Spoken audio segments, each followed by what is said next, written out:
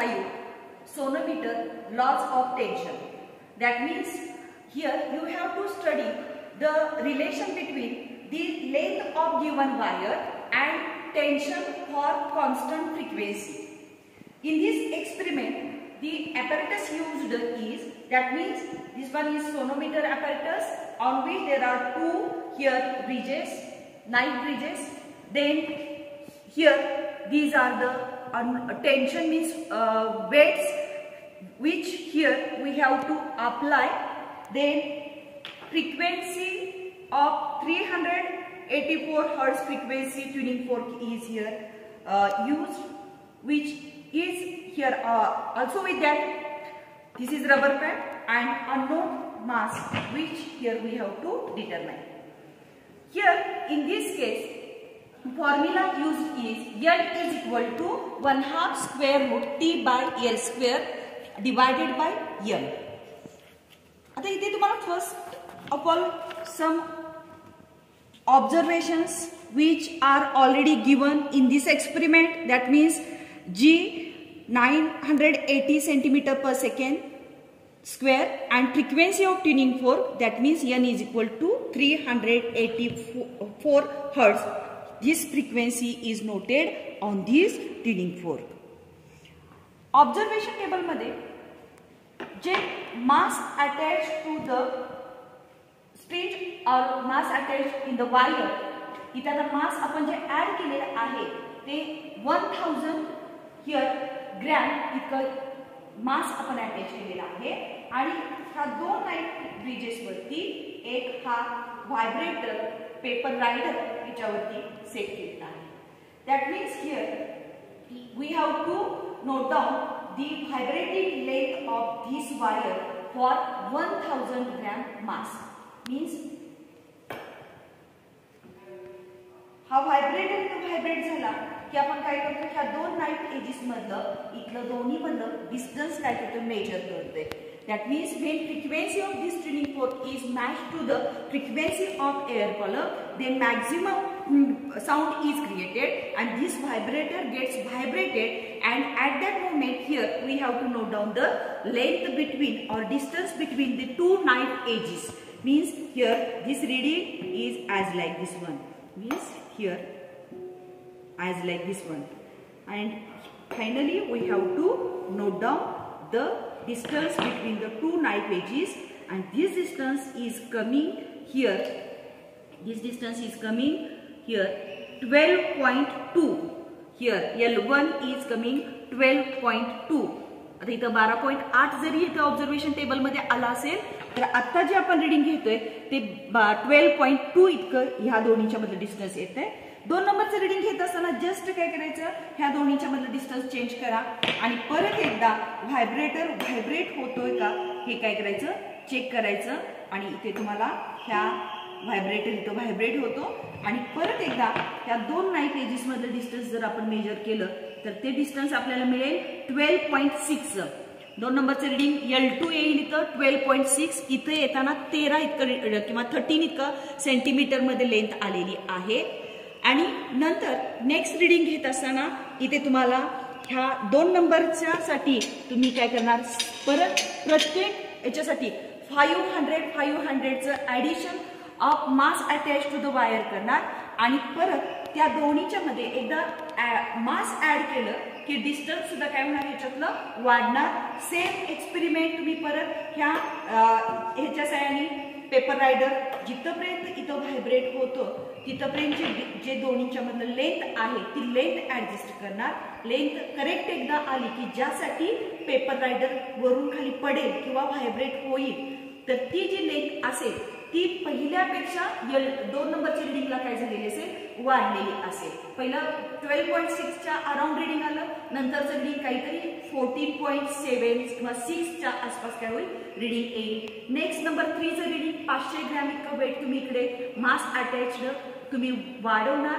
As mass attached is increase the length between these two knife edges is also here increased. मग paper rider vibrate होईल तिथपर्यंतची length adjust केली.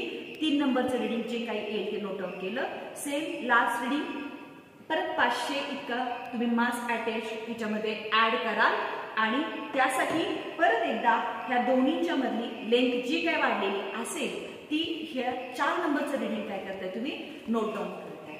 त्यानंतर unknown मास जो आहे तो इथे तुम्हाला घेण्यासाठी इथे तुम्हाला अननोन मास इथे ह्या बाजूला तुम्ही अटॅच केला आणि आता त्यासाठी तुम्हाला इथं सेम एक्सपेरिमेंट काय करतोय आपण रिपीट करतोय की ज्यामध्ये परत पेपर रायडर इथे ऍडजस्ट होईल अशा पद्धतीने इथे पेपर रायडर व्हायब्रेट होईल अशा पद्धतीने इथं हा तुम्ही अननोन मास साठी लेंथ मेजर करताय आणि ती जी लेंथ येते ती इथे 18.7 पहिलं रिडिंग L1 मोजायचं इथं 18 आलेलं आहे, इथं आता मी रिडिंग घेत असताना ती 18.7 आलेली आहे आणि नंतर परत थोडंसं काय करायचं डिस्टन्स चेंज करून बघा आणि पेपर रायडर इथे पेपर रायडर व्हायब्रेट होईल किंवा पडेल अशा पद्धतीनं इथं अननोन मास साठी इथं हे रिडिंग तुम्हाला जे काही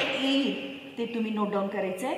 आता इथं जे रिडिंग आलेलं आहे 17.6 आलेलं आहे, इथं 17.8 दिसते पण आता जे आपण एक्सपेरिमेंट करतोय त्यासाठी 17.6 इतकं रिडिंग आलेलं आहे। आता इथे तुम्हाला हा जो ऑब्झर्वेशन टेबल जो आहे याच्यामध्ये प्रत्येक रिडिंगसाठी आपण L1 आणि L2 काय केला मेजर केला। L1 आणि L2 ची बेरीज करायची डिवायडेड बाय 2 करा, मीन L1 हा 3 नंबरच्या कॉलम मध्ये कंप्लीट करा, इथं परत दोन्हीची बेरीज डिवायडेड बाय 2, इथं 2 नंबरचा मीन 3 नंबरच्या साठी सेम दोन्हीची बेरीज डिवायडेड बाय 3, इथं मीनचा कॉलम पूर्णपणे 5च्या 5 रिडिंग साठी काय करायचा कंप्लीट करायचा आणि याच्यावरून तुम्हाला L स्क्वेअर नोट डाऊन करायचा आहे आणि हा L स्क्वेअर नोट डाऊन करत असताना इथे हा पहिल्या रिडिंग साठी समजा 12.9 आणि त्याचं स्क्वेअर तुम्हाला नोट डाऊन करायचं घेत असताना 12.9 इंटू 12.9 आणि हे पाहत असताना इकडे तुम्हाला लॉगबुक मध्ये इथे तुम्हाला जो दिलेला असणारा स्क्वेअर्स आहेत त्या स्क्वेअर्स मध्ये इथे तुम्ही डायरेक्टच इथे तुम्ही स्क्वेअर्स मध्ये इथे बघा नोट डाऊन करत असताना काय काय बघायचंय 12चा 9 मध्ये बघणार तुम्ही 12चा इथे तुम्ही 9 मध्ये जर बघितलात तर इथे तुम्ही 16641 अशा पद्धतीनं इथे तुम्हाला 16641 अशा पद्धतीने स्क्वेअर मिळेल आणि इथं 1 आणि 2 इथं डेसिमल पॉइंट इथे तुम्ही ऍडजस्ट करायचा आणि इथं सेंटीमीटर स्क्वेअर हा पहिल्या रिडिंग साठीचा L स्क्वेअर येईल। त्यामुळे तुम्ही इथं परत 15च्या 3 मध्ये बघा डेसिमल पॉइंट अप्रोप्रिएट काय करायचा ह्याच्यामध्ये ऍडजस्ट करा आणि जो करस्पॉन्डिंग येईल तो इथं 234.09 असा हा L स्क्वेअर येईल। हा L स्क्वेअरचा कॉलम काय करायचा कंप्लीट करायचा। त्यानंतर पुढे तुम्हाला नेक्स्ट कॉलम जो येतो तो म्हणजे T divided by L square.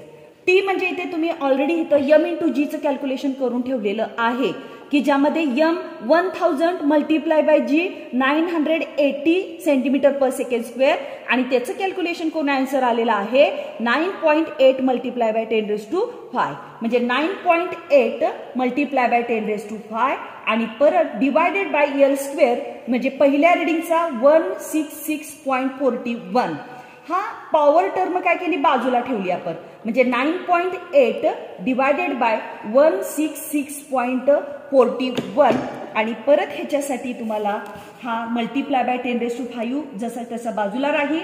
अँटीलॉग of 9.8 minus log of 166.41 आणि परत ब्रॅकेटच्या बाहेर 10⁵ जो आहे तो जसाच्या तसाच। परत अँटीलॉग ऑफ 9 एक अंकी संख्या 1 वजा 1 कॅरेक्टरिस्टिक आली 0। 98चा जर तुम्ही 0 मध्ये बघितलात तर 98चा 0 मध्ये 9912 इतका येतो मायनस 166 म्हणजे 3 अंकी संख्या कॅरेक्टरिस्टिक ह्याची 2 आली। 16चा 6 आणि 4 मध्ये जर तुम्ही लॉग बघितलात तर 2212 इतका येईल मल्टिप्लाय बाय 10⁵ आणि ह्या दोन्हींचं सबस्ट्रॅक्शन जर केलात तर इथं बार 2.7700 आणि कॉमनली मल्टिप्लाय बाय 10⁵ असेल आणि पुढे 0.77चा 0 आणि 0 मध्ये अँटीलॉग बघितलात तर तो अँटीलॉग येतो 5888 डाइन्स किंवा युनिट नंतर दिलं तरी चालेल. इथं बार 2 आहे, बार 2 मध्ये 1 मिळवला मीन्स -2 + 1 म्हणजे -1 आहे म्हणून इथं 1 डेसिमल पॉइंट दिला आणि इथं हा 10⁵ ची पॉवर जी आहे ती जशीच्या तशीच. 10⁵ जो आहे तो इथे आपण काय केला ऍडजस्ट केला तर इथे 5888 डाइन्स पर सेंटीमीटर स्क्वेअर हे ह्याचं जे फायनल T/L² जे असेल ते कॅल्क्युलेशन येईल. सेम वे इथं परत तुम्ही 2 नंबरच्या असणाऱ्या रिडिंगचा T/L² तुम्हाला इथं काही ना काहीतरी आन्सर जे येईल ह्या सेम कॅल्क्युलेशनच्या स्टेप्स काय करायच्या फॉलो करायच्या. 3 नंबरच्या साठी T/L² इथं 3 नंबरचा आन्सर आणि 4 नंबरचं इथं T/L² इथं T/L². फायनली चारींची बेरीज करा आणि /4 करून इथं जो मीन येईल तो मीन हिअर T/L² जो असेल तो म्हणजे काय जो येईल तो इथे आता येताना आलेला आहे 6171 मीन्स T/L².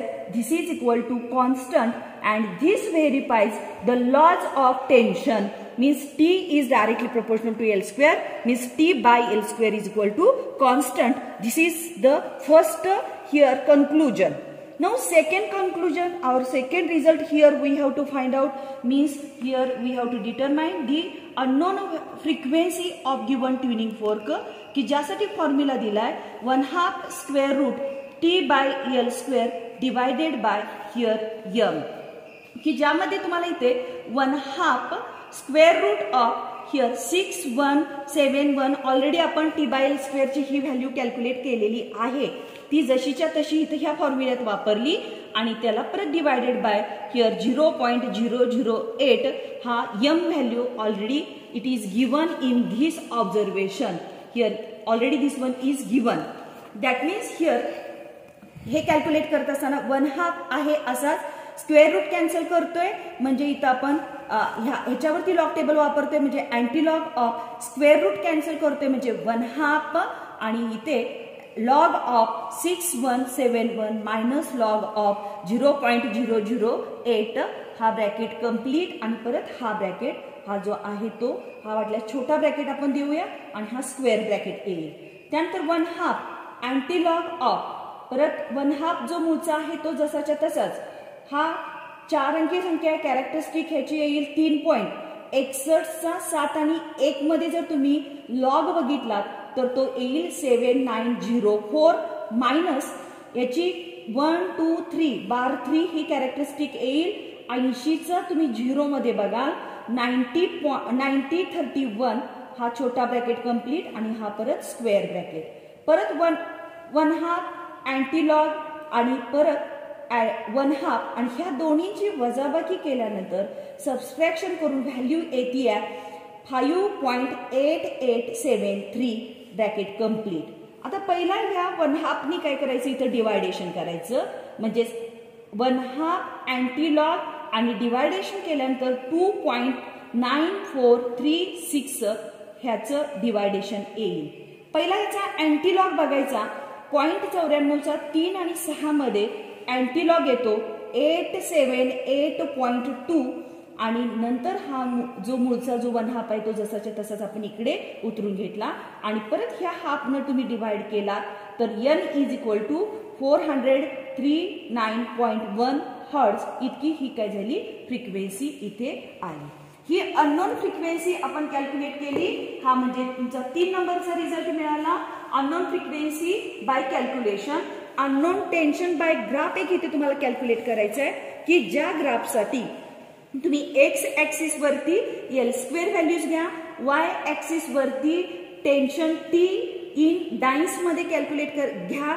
इथे एक्स ऍक्सिस वरती तुम्हाला ज्या L² व्हॅल्यूज आहेत ह्या 100च्या पटीत आहेत त्यामुळे इथलं स्केल चेंज करत असताना 50, 100, 150, 200, 250 असं 50-50च्या डिफरन्सनी काय करायचं, ते स्केल एक्स ॲक्सिसचं चेंज करायचं.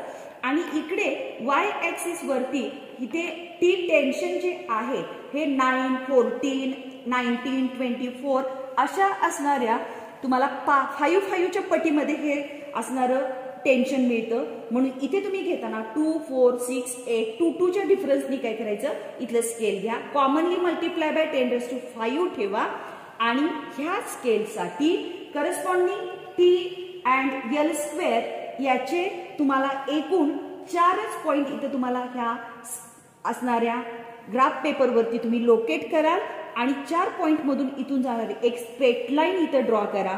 आणि जो अननोन एल स्क्वेअर घेतलेला आहे की जो 320.41 म्हणजे 320 इथे एक्स ॲक्सिस वरती हा अननोन साठीचा एल स्क्वेअर काय केला मी इथं हा काय केला शोधला आणि त्या एल स्क्वेअर पासून perpendicular to X axis up to the straight line इथपर्यंत ड्रॉ केला आणि त्या पॉइंट पासून perpendicular to Y axis up to the here on Y axis इथं काय करायचं परपेंडिक्युलर ड्रॉप टाकला आणि तिथे ज्या त्या पॉइंटला अननोन टेन्शन येतो तो Tx = 20 × 10⁵ डायस की जो तुम्हाला इथे unknown tension by graph 20 × 10⁵ gram weight अशा पद्धतीनं तुम्हाला 4 नंबरचा रिझल्ट मिळतोय. म्हणजे एकूण तुम्हाला ह्या असणाऱ्या एक्सपेरिमेंट नंतर तुम्हाला एकूण 4 रिझल्ट मिळाले की ज्यामध्ये आपण त्या 4मध्ये काय काय बघतोय तर T/L² constant means which verifies law of tension. Next, by graph T/L² is calculated which also again verifies laws of tension. From this T/L² we have calculated the unknown frequency of given tuning fork. This one is our 3 number result and last result by graph from the graph we verified or we calculated unknown tension. This is the experiment.